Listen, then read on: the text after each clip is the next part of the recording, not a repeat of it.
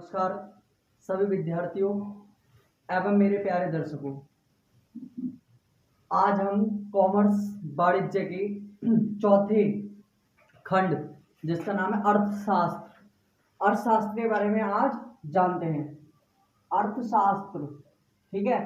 प्रश्न ये उठता है वाणिज्य में कि अर्थशास्त्र क्या है। अर्थशास्त्र क्या है, प्रश्न उठता है कि अर्थशास्त्र क्या है।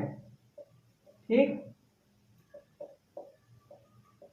जैसा कि प्रश्न है अर्थशास्त्र क्या है। अर्थशास्त्र के विषय में जानने से पहले हमें कुछ ऐसे कार्य या कुछ ऐसी गतिविधियां जान लेनी चाहिए जिससे व्यक्ति किसी न किसी कार्य में लगा रहता है, या कार्य में क्यों लगता है, क्या कारण है, और उसके आगे या उसके लगने का जो कारण है उसका क्या महत्व है। जैसे मान लीजिए अब इसमें इसी में एक क्वेश्चन और पुट हो जाता है। क्वेश्चन पुटअप ये हो जाता है कि मनुष्य क्या करता है। तब आप देख रहे हैं मनुष्य अपने दैनिक जीवन में प्रत्येक दिन किसी न किसी कार्य में लगा रहता है। जैसे किसान खेत जोतने में, खेत में काम करने में, फसल उगाने में। एक दुकानदार अपनी दुकान में लगा रहता है सामान खरीदने और बेचने में। एक फल विक्रेता अपने फल को बेचने में लगा रहता है। एक दर्जी अपने कपड़े सिलने में लगा रहता है। ऐसे ही एक अध्यापक अपने बच्चों को या अपनी कक्षा में पढ़ाने के लिए लगा रहता है। तो वो व्यक्ति जो होते हैं सारे वो कार्य क्यों करते हैं, आज इस विषय पर हम बात करेंगे। जब ये विषय हमारा पूरा हो जाएगा तो हम जान लेंगे कि अर्थशास्त्र क्या है। तब हमारा प्रश्न ये उठता है कि मनुष्य कार्य क्यों करता है।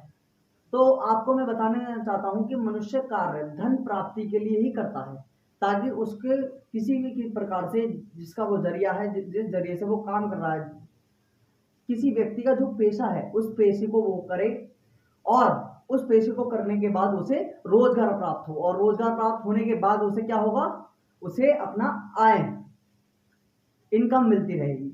तो यही अर्थशास्त्र में वह अर्थशास्त्र, वह शास्त्र या वह प्रक्रिया जो किसी अर्थ संबंधी सभी प्रक्रियाओं से लागू होती है एवं उन पर निर्भर की जाती है, अर्थ प्राप्ति के उद्देश्य से की जाती है, उस शास्त्र का नाम ही अर्थशास्त्र कहलाता है। तो अर्थशास्त्र के अंतर्गत हमारी क्रियाएं, कुछ क्रियाएं पाई जाती हैं, कुछ क्रियाएं पाई जाती हैं जो मानवीय प्रयत्नों से की जाती है, मनुष्य के प्रयत्न होते हैं जिसमें। तो क्रियाएं भी हमारी बताएंगे आपको क्रियाएं कितने प्रकार की होती है। इसमें क्रियाएं हमारी दो प्रकार की होती हैं। पहली होती है हमारी आर्थिक क्रिया, नंबर एक हमारी क्रिया होती है आर्थिक, और नंबर दो होती है हमारी अनार्थिक। यहाँ पर जो क्रियाएं मैं बात कर रहा हूँ ये अपनी कॉमर्स लैंग्वेज की बात कर रहा हूँ। मतलब वाणिज्य में हमारी जो क्रियाएं होती हैं, अर्थशास्त्र में जो हमारी क्रियाएं होती हैं वो दो प्रकार की क्रियाएं होती हैं हमारी, एक आर्थिक और एक अनार्थिक।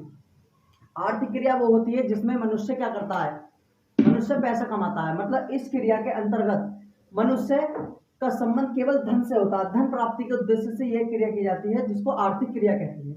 मतलब इस क्रिया का उद्देश्य परस्पर रूप से या प्रत्यक्ष रूप से, बिल्कुल वास्तविक रूप से धन से होता है। जैसे कोई व्यक्ति या कोई अध्यापक कक्षा में क्यों पढ़ाता है, पैसा प्राप्त करने के लिए, तो ये उसकी आर्थिक क्रिया है। ठीक, या कोई भी किसान अपने खेत में फसल उगाता है, अनाज पैदा करता है पैसा कमाने के लिए, या कोई भी दर्जी अपनी दुकान में सिलाई करता है पैसा प्राप्त करने के लिए। ठीक, तो ऐसी क्रियाएं जिनका उद्देश्य सीधा धन से होता है, ऐसी क्रियाएं जिनका उद्देश्य सीधा धन से होता है या धन प्राप्त करना होता है, आर्थिक क्रिया कहलाती है।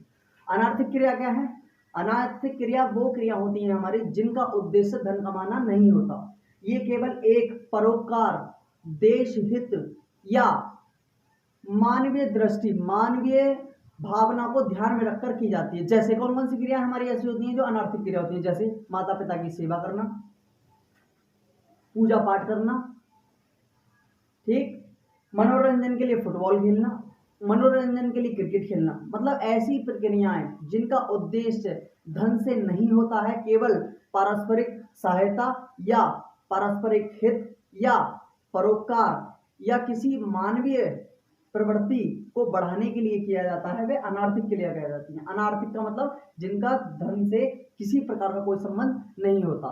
तो मैंने आपको आर्थिक और अनार्थिक क्रिया बताई, ये हमारी क्रियाएं अर्थशास्त्र में पाई जाती हैं। अर्थशास्त्र के अंतर्गत ये दोनों क्रियाएं आती हैं।